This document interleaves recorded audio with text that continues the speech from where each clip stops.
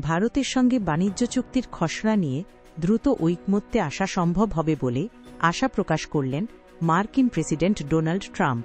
বুধবার এই ইঙ্গিত দিয়ে তিনি বলেছেন, আমাদের ঘোষণা করার জন্য বেশ কিছু ভাল চুক্তি হতে চলেছে। গত ৯ জুলাই ৯০ দিনের সময়সীমা শেষ হওয়ার পরে ট্রাম্প অতিরিক্ত আমদানি শুল্ক কার্যকর করার সময় ৩ সপ্তাহ পিছিয়ে ১ অগস্ট করেছেন।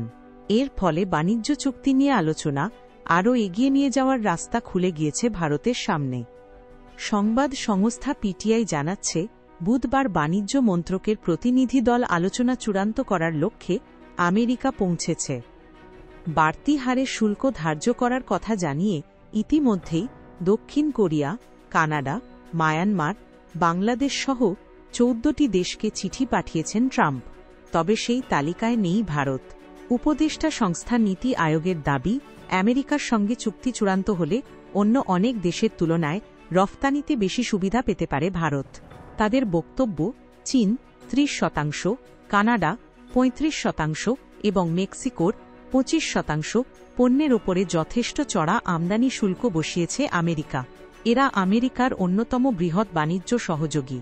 ভারত যদি শুল্ক ২০% নিচে রাখতে পারে, তা হলে তারা অনেকটা এগিয়ে থাকবে। মোট ৩০ শ্রেণীর পণ্যের মধ্যে ২২টির ক্ষেত্রে সুবিধাজনক জায়গায় থাকবে দিল্লি। তাছাড়া ব্রিক্স গোষ্ঠীর দেশগুলির উপরে অতিরিক্ত ১০% শুল্ক চাপানোর হুমকি দিয়েছেন ট্রাম্প। ভারত যার অন্যতম সদস্য,